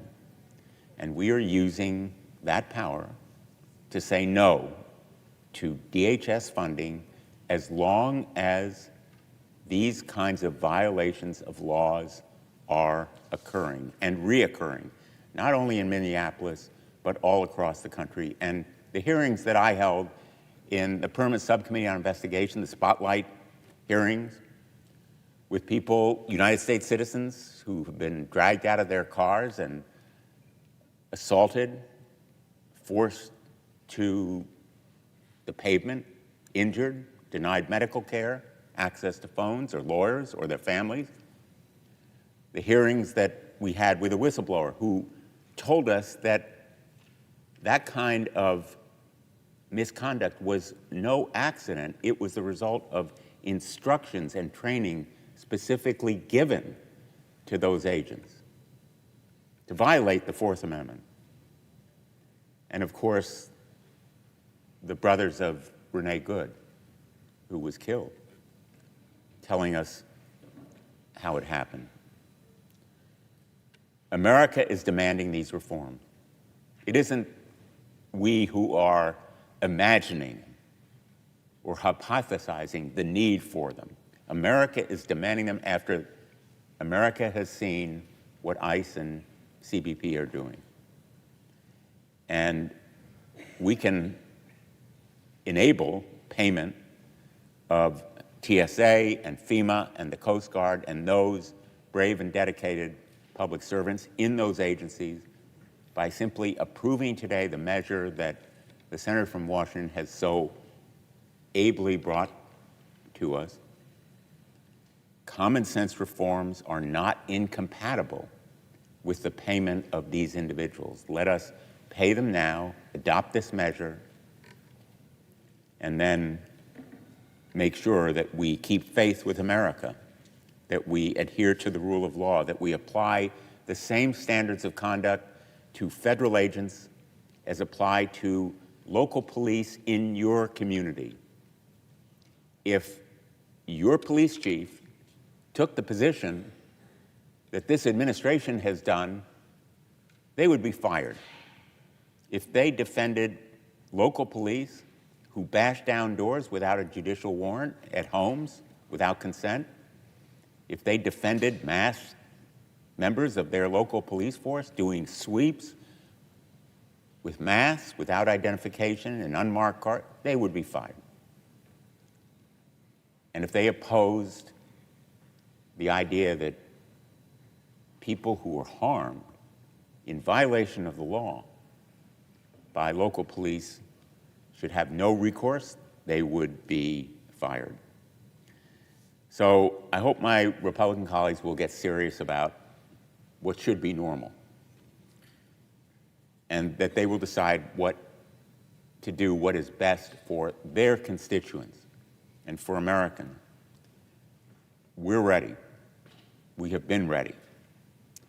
We're simply asking that ICE and CBP follow the rule of law and adhere to the same standards as local and state police forces, and that our Republican colleagues get serious about paying the dedicated men and women of these agencies who are working hard every day and deserve our respect. Thank you, Mr. President. I yield the floor. Mr. President. Senator from Virginia. Mr. President, thank you. I've been here hearing my colleagues discuss this matter, and I think I want to just try to separate out the political rhetoric and maybe also puncture some of the Senate speak we use to talk about the kinds of bills we're considering, and just talk about an elemental rule of negotiation that I think most of us learned pretty early, which is when you can find agreement, go for it. Do it. And on the areas where you disagree, keep talking. Go for it when you agree, and in areas of disagreement, keep talking. If you've listened to this debate today, what you've heard is there's huge areas of agreement on this floor. There is a sharp area of disagreement.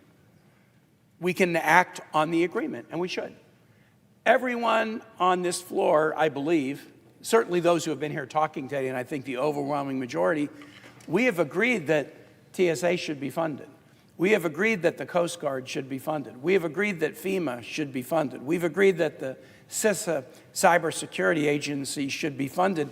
And I think I'm right about this to my colleague from Washington. We've not only agreed that it should be funded, we've written the bills, exactly the line items, bipartisan agreement in both houses. We've put reforms into those bills that both sides agree with, and those bills are ready to be acted on and give the employees of those agencies and the citizens who rely on them certainty that they're funded through the end of the year. So why wouldn't we do that? That's what Senator Murray's proposal is. We've reached agreement, let's do it. Senator Britt offered a different proposal. In those areas of agreement, let's just fund them for 2 weeks. And not with the agreed upon structure and the reforms and the line item amounts. When somebody says they want to do a continuing resolution, for those who aren't familiar with that Senate term, what it means is instead of the negotiation we did about how to fund these agencies, we'll just do for the next 2 weeks what we were doing for the last 2 weeks. I call that driving by looking in the rearview mirror rather than driving by looking in the windshield. We should want to drive by looking in the windshield, not the rearview mirror. And we have the bills all done. Imagine you're at TSA. Are you going to feel better knowing that the Senate decided to fund you for 2 weeks, or the Senate decided to fund you for the entire rest of the year? How about if you're a coastie and you're on a ship doing interdiction in the Caribbean? Do you feel better if it's a 2-week deal, or we're going to fund you for the rest of the year? If you're at FEMA doing emergency, we're going to fund you for the rest of the year. The proposal that Senator Murray has offered is far preferable for all of the employees in these agencies where we have reached agreement than a deal that just says, well, we'll fund you for the next 2 weeks, and then who knows what will happen after that. So since we have found agreement, meaningful, substantive, bipartisan, bicameral agreement on every line item and every detail and on every reform affecting all of these really important agencies, why wouldn't we move forward on it? I just don't understand why my colleagues on the other side of the aisle would want to do 2 weeks of funding when we could do the full year funding for these agencies.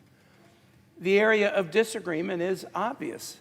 It's the area of immigration reform as performed by ICE and CBP. Now, I heard one of my colleagues, the senator from Oklahoma, says the goal of us is to defund it till everybody quits. That is a hyperbole that's not true. I've been here for 13 years. I voted for so much funding for DHS and so much funding for CBP and ICE. But now the American public, and we all, to one degree or another, know there just have to be reforms. We're not going to give a blank check. We are demanding reforms. To my colleagues who are here with me, we had a budget hearing yesterday, and the budget hearing was about immigration enforcement. And the Republicans had as a witness one of Virginia's sheriffs, Sheriff of Loudoun County, Sheriff Chapman. And he was there to talk about immigration enforcement. Loudoun County Sheriff's Office. I pointed out, I've dealt with them a lot over the years. When I go to the Halloween parade and other things in Leesburg, if you're not doing anything on Halloween, go to Leesburg and go to the Halloween parade. It's fantastic. And when you see Loudoun County Sheriff's deputies, they don't wear masks. They wear uniforms that identify they work for the Loudoun County Sheriff. They wear name tags. They use body cameras. You know, if the Loudoun County Sheriff's Department can uphold basic standards of law enforcement professionalism, why is it unreasonable for the American public? Why is it unreasonable for Democratic senators to ask the same thing of federal law enforcement agents who work at ICE and CBP? These are common sense reforms. But we haven't yet found Republicans willing to agree on them. Okay, that means we still have work to do. Let's do that work, but let's give full year funding to all these other agencies where we have found agreement. Not 2-week funding, not just, we'll kick it down the road for 2 weeks and then you got to worry in the next 2 weeks whether you're going to have a paycheck. Full year funding for all the agencies except where we're having this most important debate. Elementary rule of negotiation, when you can find agreement, go for it. And on areas where you can't, keep talking. That's what the Murray proposal is, and that's why I so strongly support it. I yield, Mr. President. Mr. President, I have to say it is extremely frustrating to me that despite all their talk about how important it is we do fund TSA and FEMA and CISA and more, and despite Republicans' own acknowledgement that they already funded ICE and Border Patrol with their big reconciliation, I call it the big ugly bill from last summer, now Republicans are unwilling to work with us to fund some of these programs that keep Americans safe, while we keep trying to get somewhere on ICE and Border Patrol accountability. And worse than that, Mr. President, they are acting like they have no idea why Democrats are not willing to accept the premise that to fund TSA, we have to cut some blank check for ICE. Republicans are acting like they didn't see the same awful footage of Renee Good and Alex Preddy getting shot in cold blood. Republicans are acting like they don't remember that little boy in the bunny hat who was arrested like a violent criminal.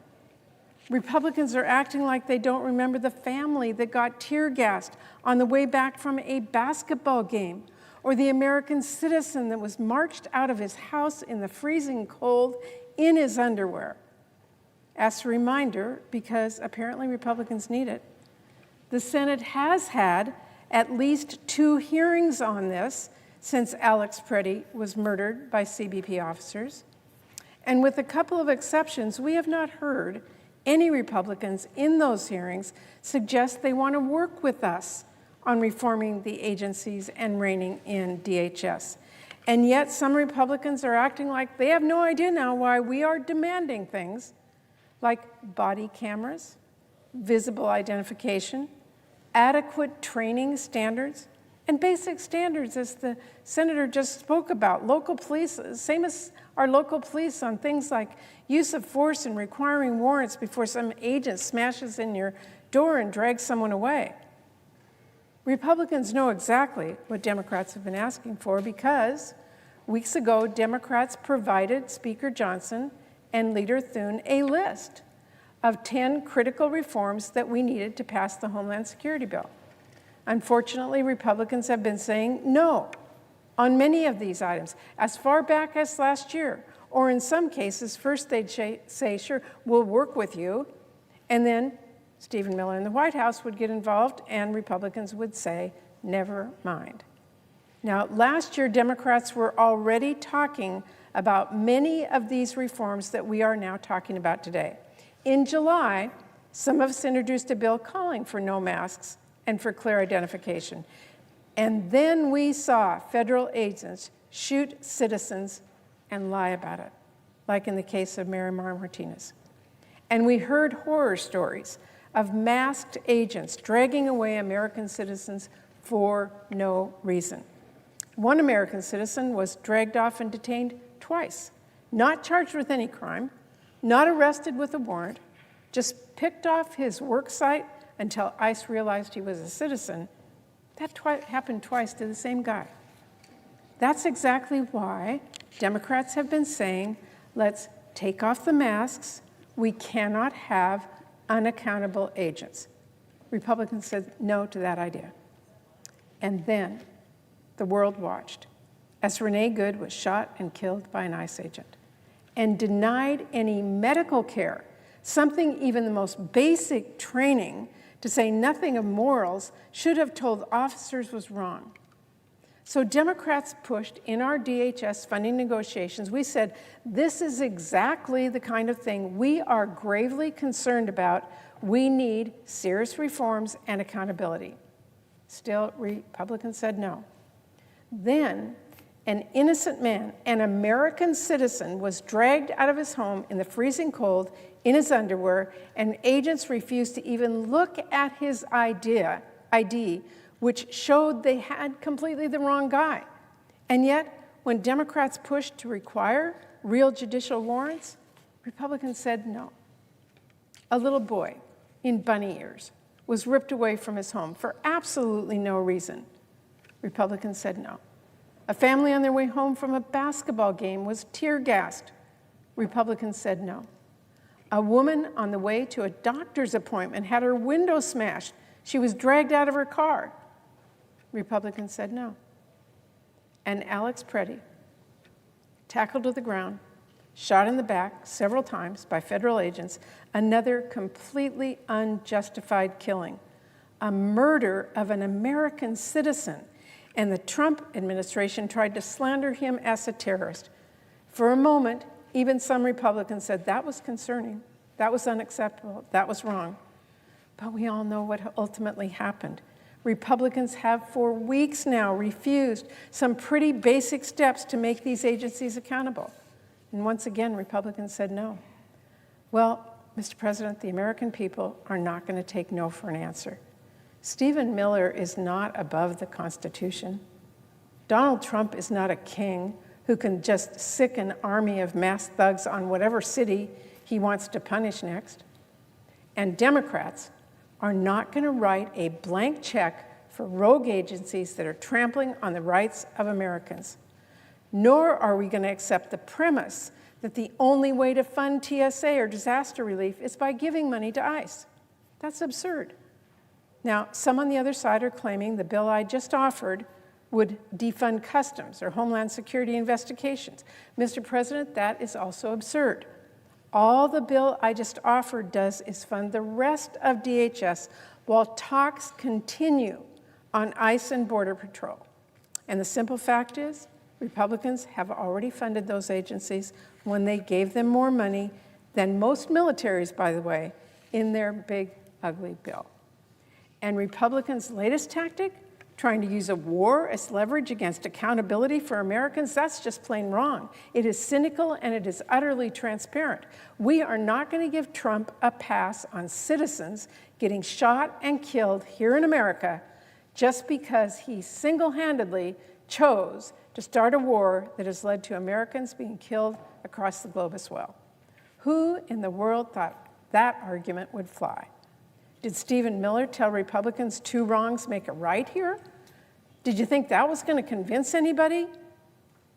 Look, we're going to hold Trump accountable for his reckless war, and we're going to hold him accountable for using ICE to terrorize American citizens. As for the rest of DHS, does that important work to keep Americans feel safe, like FEMA, Coast Guard, TSA? Democrats are here. We are trying to fund those agencies while ICE and Border Patrol negotiations continue. But Republicans will neither agree to the reforms we need to rein in ICE and protect Americans, nor fund the rest of DHS while those talks continue. Now, here's the simple truth. If Republicans agree to simple reforms, all of DHS could be funded tomorrow. And if Republicans stop blocking the bill that I just offered, TSA could be funded today. But Republicans don't want to take serious action to prevent rogue government agencies from gunning down American citizens. We just heard that on the floor from several Republican senators who spoke. They don't want to take new steps to make sure masked federal agents don't kidnap people off our streets. They don't want to pass legislation to make sure federal agents only target people who have a judicial warrant instead of breaking down windows and dragging away completely innocent people. That is the crux of the problem right now. So let me state that again. The problem right now is not lack of communication between both the sides. That is absurd. The problem is a lack of willingness on the part of Republicans to pass some pretty basic reforms or to even fund the rest of DHS while those talks continue. Republicans don't want to protect Americans from rogue ICE agents. You know how I know that? Just listen to what they've said and what they didn't say right here on the floor. Are Republicans talking about the fact that American citizens have been gunned down by our ICE and patrol? Are Republicans talking about the fact that peaceful protesters are being tear gassed or pepper sprayed or tackled to the ground? Not a word on that right here. If Republicans cannot talk about the obvious, cannot talk about the blatant abuse we have all seen from ICE and Border Patrol, how do they expect to work with us to address that? The answer is they don't. Instead, they are pretending this is about FEMA, which I have offered to fund, or TSA, which I have offered to fund, or CISA, which I have offered to fund, and they are pretending this is about ICE funds running low, even after Republicans spent weeks acknowledging the agency has plenty of funding left from their big, ugly bill. What this debate actually is about, Mr. President, is accountability. It is long past time that Republicans get serious about that. Thank you, Mr. President. I yield the floor. Senator from Wisconsin. Mr. President, I rise today in support of keeping Wisconsin families safe. Keeping the people we work for safe is one of the most basic and solemn duties that we have. We are here to keep folks safe from natural disasters, dangerous drugs, and dangerous people. And that is what I am here to do today, because we need to fund critical agencies like TSA and FEMA and the U.S. Coast Guard to stop potential terror attacks and be sure that we are prepared for the next storm that hits an American community. I am also here to protect Wisconsinites from ICE terrorizing their communities like we saw in our neighboring state in the city of Minneapolis. We can and must do both. The people I work for are demanding it. We need to fund these agencies and put up common sense guardrails on ICE and Border Patrol. It's not an either-or situation, as my Republican colleagues would have folks believe. We can ensure that TSA agents are paid and stop masked federal agents from causing chaos in our residential neighborhoods. We can prevent cybersecurity attacks from our adversaries and ensure ICE and Border Patrol don't gun down more U.S. citizens in our streets. We can make sure communities reeling from disaster get the federal support they need and hold federal agents to the same basic standards that our local police officers operate under on a day-to-day basis. Protecting Americans means doing both. If Republicans are serious about funding the Department of Homeland Security, the path forward is simple. Let's pass this bill today. Let's keep these crucial agencies open while we come together to negotiate common sense reforms so ICE stops killing Americans in our streets. I've been clear that I will not support another blank check to ICE without reasonable guardrails that stop the chaos, violence, and death that we've seen in cities like Minneapolis. Now, my Republican colleagues are trying to use Donald Trump's illegal war in Iran to get us to back down on these demands. Democrats know how dangerous President Trump's war of choice in Iran is, and that's why I'm against it. There's no denying Americans are less safe today than they were before President Trump took us to war. And I'm glad my Republican colleagues are willing to admit it. But if they think Americans will just forget watching the gut-wrenching videos of ICE officers taking the lives of innocent American citizens, they have another thing coming. The American people aren't buying it. They expect our government to stop terror threats and respond to natural disasters, not to intimidate and kill innocent people. I'm not giving up on my commitment to protecting Americans from Donald Trump's out-of-control agencies that have killed U.S. citizens, terrorized communities, and caused chaos in our streets. I, for one, am willing to compromise. I'm ready to fund the Department of Homeland Security without ICE.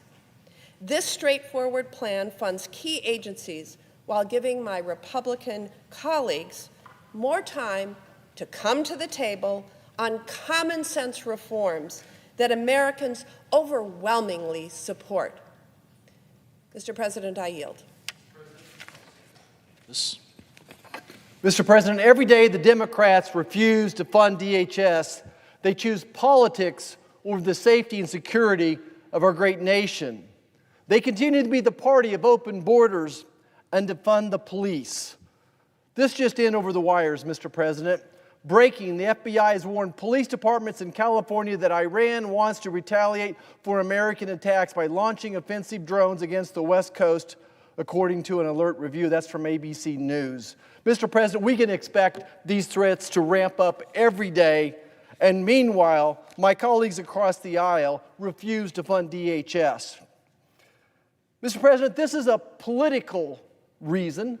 You know, folks back home ask me, why won't the Democrats come to the table? Well, that's just the issue. They won't even come to the table.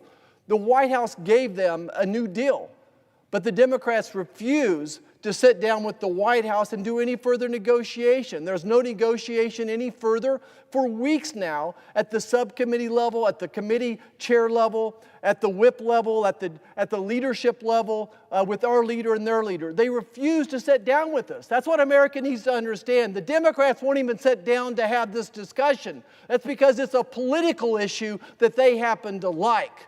But we are a party of law and order. We are a party, we're a nation that wants secure borders, and we want law and order. Every day they refuse to fund DHS. They're denying the urgent need to secure our borders against millions of unvetted illegal immigrants and fentanyl floods killing Americans daily, proving they're the party of open borders. Every day, they deny to fund DHS. They're denying funding for law enforcement heroes in DHS, embracing their defund the police agenda that lets criminals roam free and terrorize communities. They are denying the critical cybersecurity. People aren't getting this. DHS oversees the cybersecurity protections for our power grids and infrastructure, inviting attacks from enemies like Iran amid escalating threats. They're denying resources for combating human trafficking and child exploitation through HSI, abandoning vulnerable victims to cartels they empower with lax policies. How do they not negotiate with this on the line, with American safety on the line? They deny the economic hardship on union workers and federal employees furloughed in their shutdown stunt, betraying blue-collar families they claim to champion. They're denying the bipartisan legacy of DHS by blocking reforms and oversight, allowing executive overreach that weakens congressional checks and American sovereignty. They're denying the blood on their hands from terror risk, migrant crimes, and disaster response failures, prioritizing radical politics over national security and lives. Every day, it's the Democrats' fault American lives are at risk. I ask them, quit your games, quit the politics, come to the table and make America safe again. Thank you, Mr. President. I yield back. Senator from Wyoming. Mr. President, I've been listening to my colleagues on the other side of the aisle so I could try to understand their arguments. On my side of the aisle, we've been told that the Democrats in the Senate will not meet with the Republicans in the Senate about this issue. And yet we've had Democrat after Democrat on this floor this afternoon complain that they can't get meetings with Republican senators. They won't meet with Republican senators. They say we only want to meet with the president.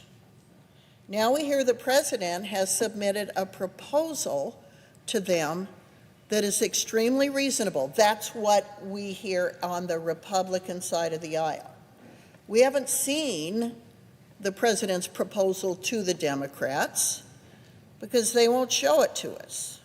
Makes me wonder whether the president's proposal was so reasonable that they don't want to show it to us, that they don't want to be put in the position of having to agree with a president that they truly despise as an individual.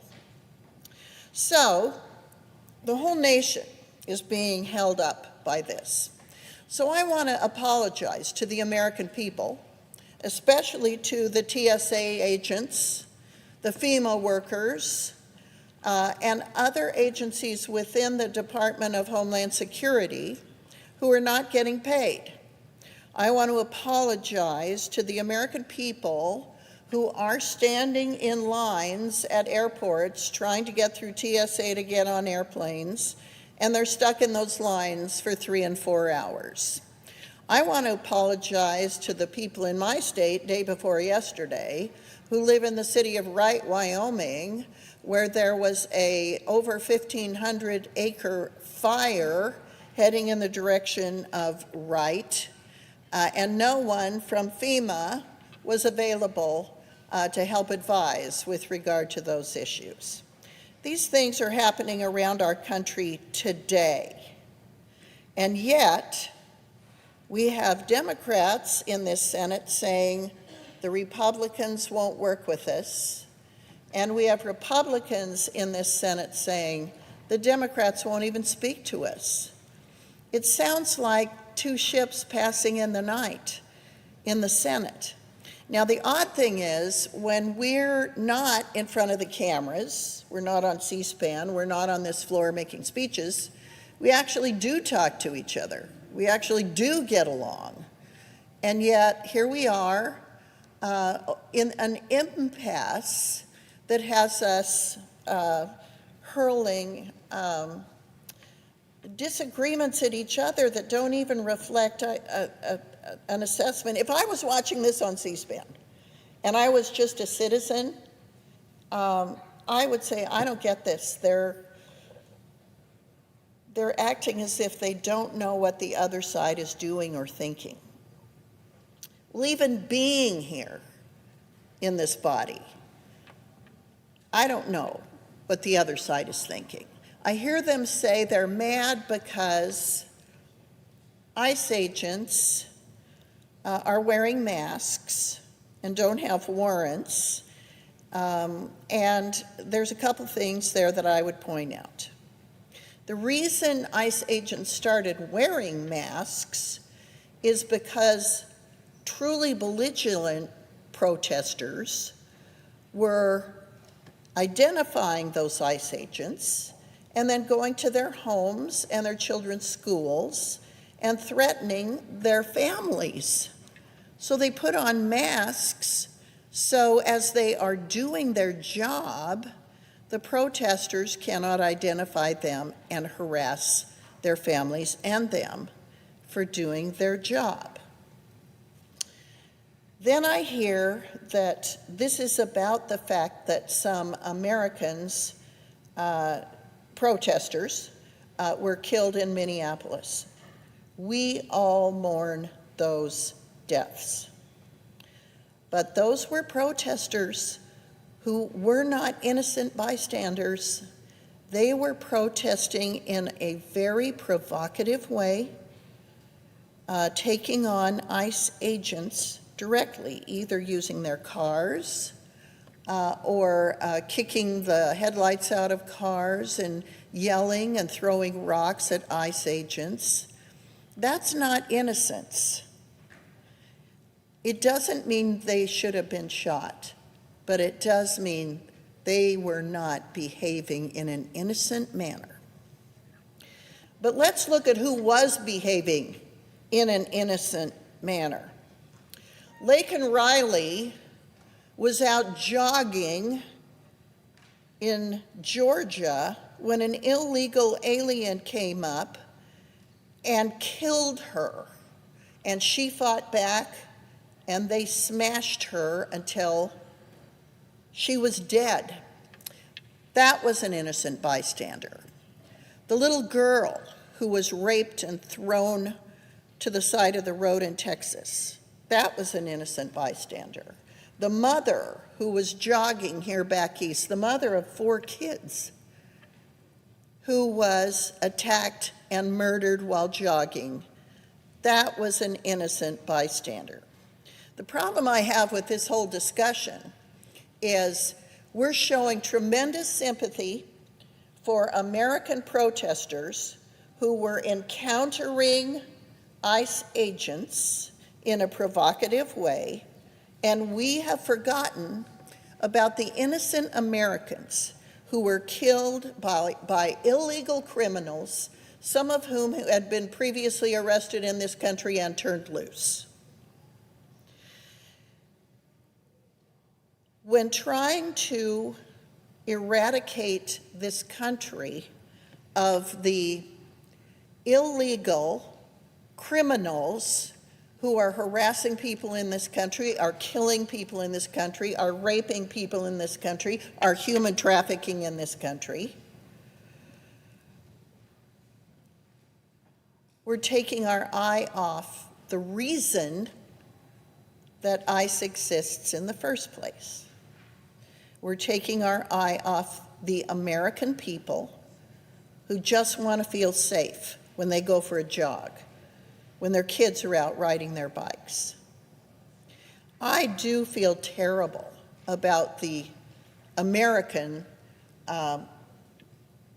who were provoking ICE agents and were killed in the process.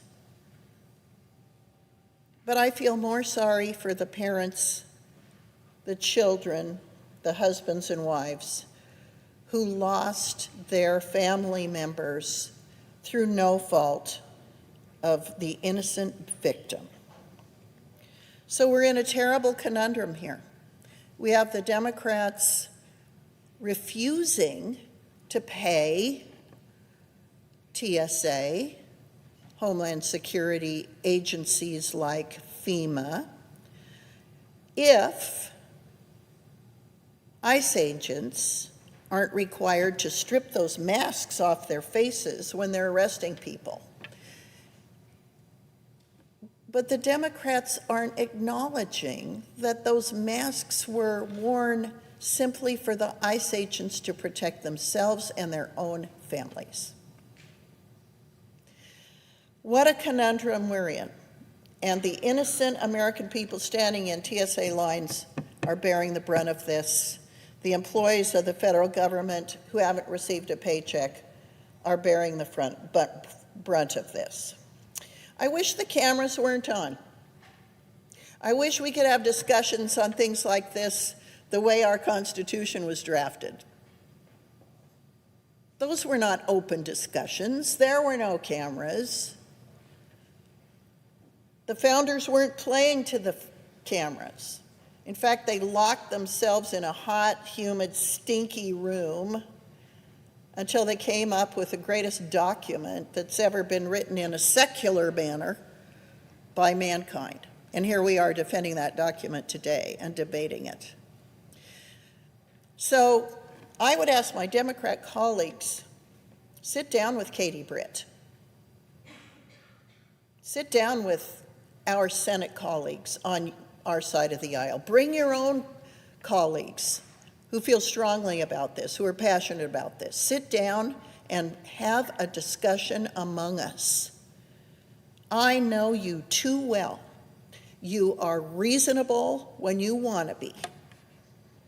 We are reasonable when we want to be. So let's turn off the stupid cameras and have a family conversation for the good of the American people. Mr. President, I yield back.